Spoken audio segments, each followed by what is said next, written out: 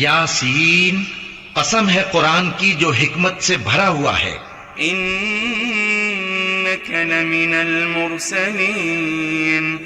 اے محمد صلی اللہ علیہ وآلہ وسلم، بے شک تم پیغمبروں میں سے ہو على صراط مستقيم. سیدھے رستے پر ہو. تنزيل العزيز الرحيم. یہ قرآن غالب و مہربان کا نازل کیا ہوا ہے لتنذر قوما ما أنذر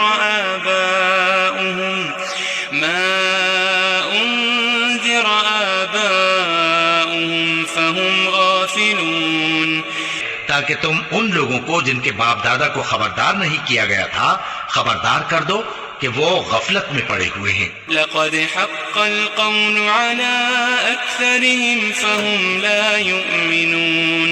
ان میں سے اکثر پر اللہ کی بات پوری ہو چکی ہے سو وہ ایمان نہیں لائیں گے.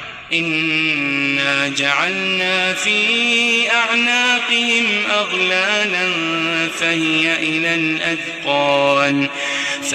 إلى الأذقان فهم مقمحون. ہم نے ان کی گردنوں میں طوق ڈال رکھے ہیں اور وہ ٹھوڑیوں تک پھنسے ہوئے ہیں تو ان کی گردنیں اکڑی ہوئی ہیں. وجعلنا من بين أيديهم سدا ومن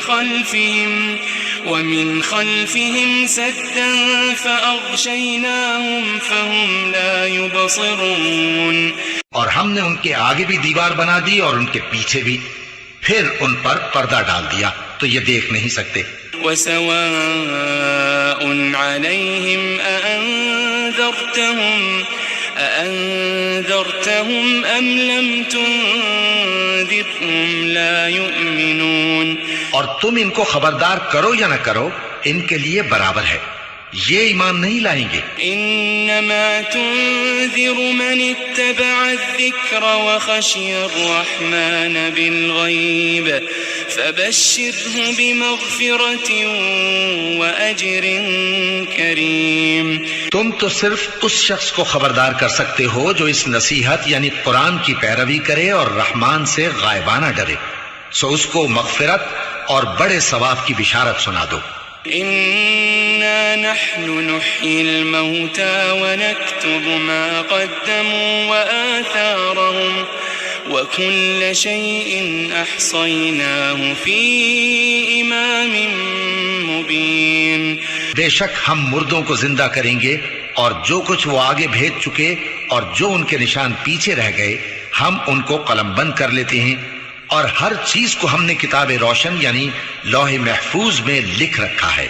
واضرب لهم مثلا أصحاب القرية إذ جاءها المرسلون.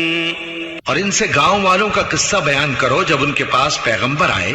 إذ أرسلنا إليهم اثنين فكذبوهما فعززنا بثالث فقالوا إنا إليكم مرسلون. یعنی جب ہم نے ان کی طرف دو پیغمبر بھیجے تو انہوں نے ان کو جھٹلایا، پھر ہم نے تیسرے سے تقویت دی تو انہوں نے کہا کہ ہم تمہاری طرف پیغمبر ہو کر آئے ہیں.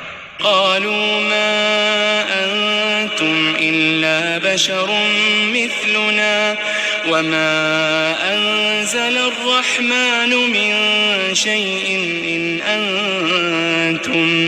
إن أنتم إلا تكذبون. وہ بولے کہ تم اور کچھ نہیں مگر ہماری طرح کے آدمی ہو اور رحمان نے کوئی چیز بھی نازل نہیں کی، تم محض جھوٹ بولتے ہو. قالوا ربنا يعلم إنا إليكم لمرسلون.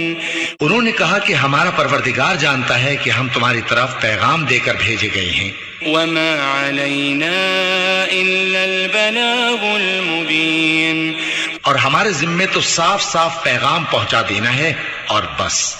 قالوا إنا تطيرنا بكم لئن لم تنتهوا لنرجمنكم وليمسنكم